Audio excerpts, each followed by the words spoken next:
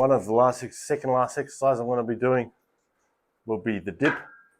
Because my elbow's hurting here, if I go close, it's just going to hurt it more. It's going to take longer to recover. I'm going to rock up to the gym on Monday, Tuesday, and it's just going to hurt me throughout the week. However, if I go quite wider, you have to like build up some sort of resilience and some, like your chest just has to be able to sort of fire and spread the bar apart.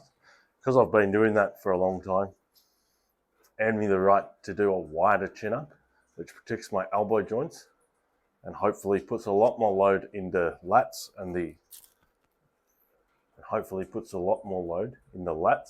pecs. It's not too, I am using my triceps to spread the bar apart, but if I went closer, I could emphasize it more on the triceps. I'm going to do maybe 5 sets of around about 10. I haven't done dips due to my sore elbow in about 2 to 3 months, but I've only have the option of the close ones. See how the wide ones go.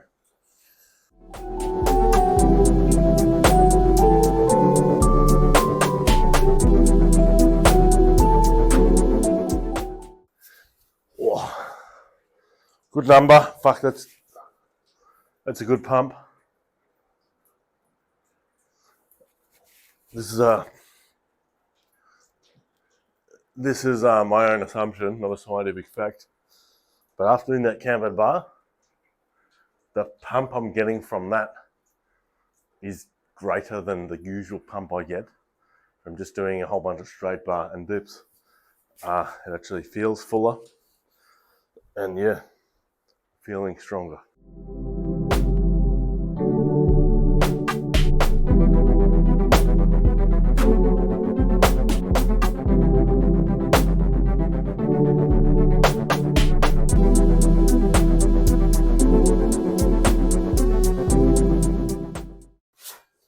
So with my dip, basically how wide I've got it, yeah, if I just push down, bangs up my elbows, puts my shoulders in a bad position.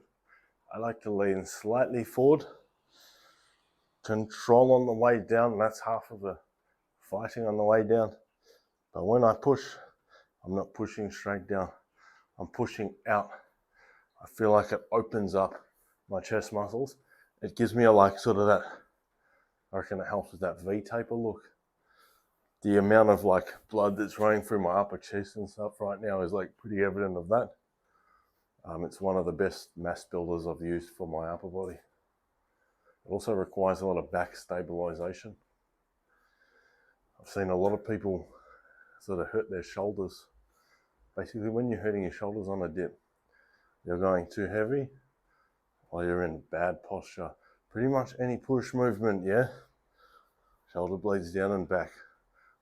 Any shoulder injury that's happened with a push workout is you got your humerus bone, you got your AC joint, your shoulders rolling forward. How do you stop that? You just don't roll it forward. You don't give it the opportunity to. Every single rep you do, shoulder blades down and back, and if it rolls over, that means you're either too fatigued or it is too heavy. So easy way, you just less volume, less weight, you just do a little less until you earn the right to, you know, do that weight under that load. But once you perform it correctly, you start stacking on the weight. All right, so this is a 2 exercise superset. I'm gonna do skull crushers. Can I go heavier? Yes, but I don't want to completely fatigue myself. I'm going to get to the stage where I'm doing 10 or 15 skull crushers. Then I'm going to go I'm going to do this body weight one. I don't even know what it's called, but it's basically a skull crush movement. Now with this, why I chose to do that first and that second, that's a set weight, yeah? If I want to do more reps on that, I'm going to have to do like some swinging movements or something that takes tension off the muscle. Because with this one, I can keep my time under tension equivalent. The closer I go to the machine, the easier it's going to be. Whereas if I go right back here, a lot more of my body weight is pushing, so I can adjust it accordingly very easily. All right, so for my skull crushers, there's a few different variations. I'm going to grip fairly close like this. I'm going to come down to about JM press sort of length. And I want to do my first set like that.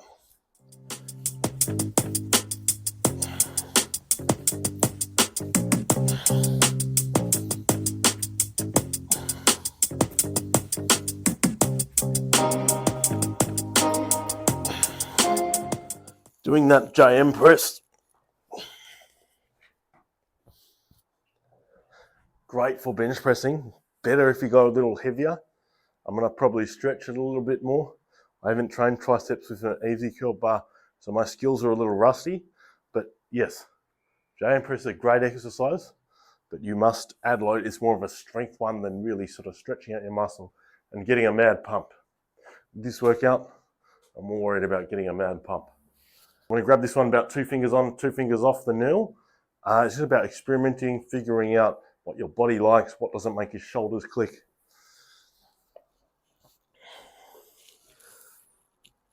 I'm going to duck my hand under like that. It's one that I stole when I was first learning to train. I watched a show that Tony Doherty produced called Max's Muscle TV. I then grew up and got good at training and actually ended up training with a few people that were on that show, and that was a really cool experience. But yeah, basically that is what I stole that exercise from. And it's not a staple in my training just because it's so fatiguing, and it's, you know, you only do 3 sets, but your triceps will be sore for days. But I forget how good that exercise is. Every gym has a squat rack. You can do it with that.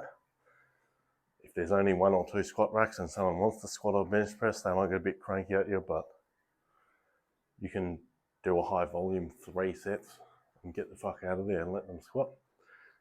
The next exercise I'll be doing, especially when you're training these smaller muscle groups too, bit of a disclaimer, you always want to be going high, like frequency.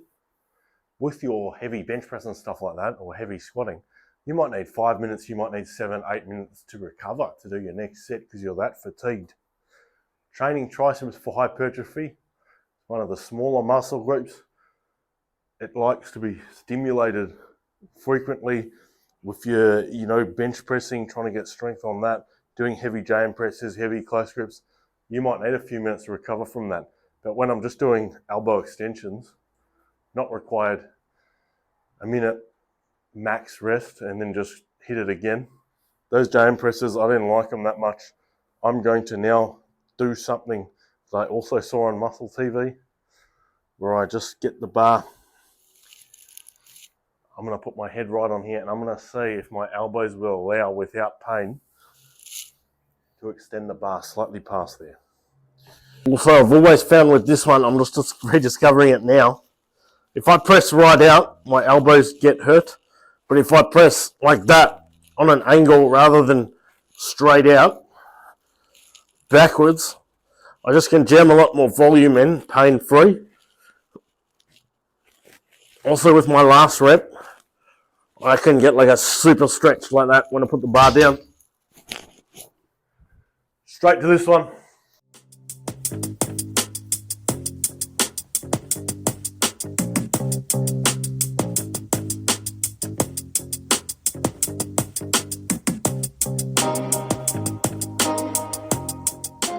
I'd highly recommend, like, if you only have pressed on time, you got half an hour to work out. Honestly, I'd probably do them in a giant set, or I'd just go literally like try my best to do 10 sets of dips and possibly do 10. Yeah, and then just jam the body weight, and you can do like, 15 minutes worth of dips and 15 minutes of tricep volume. And you probably do 10 sets of each. If you're training for strength, a little lower, but if you only have half an hour at the gym, you can set up the tricep bar pretty quickly, and you can just smash dips, 1, 2, 3, rest, 1 minute, 1, 2, 3, and just keep going through, keep rotating like that. But yeah, I reckon it's a great way to finish the arms. I'm just checking out my pump. My chest certainly feels full up from that canvas bar. I'll do some comparison pump photos. There's my most muscular. I tried it feeling big, my chest is feeling big. And hopefully that one inspires you to train a couple of sessions next week and be bigger than me. Thank you for watching. I'll be back next week with heaps of tips and another workout.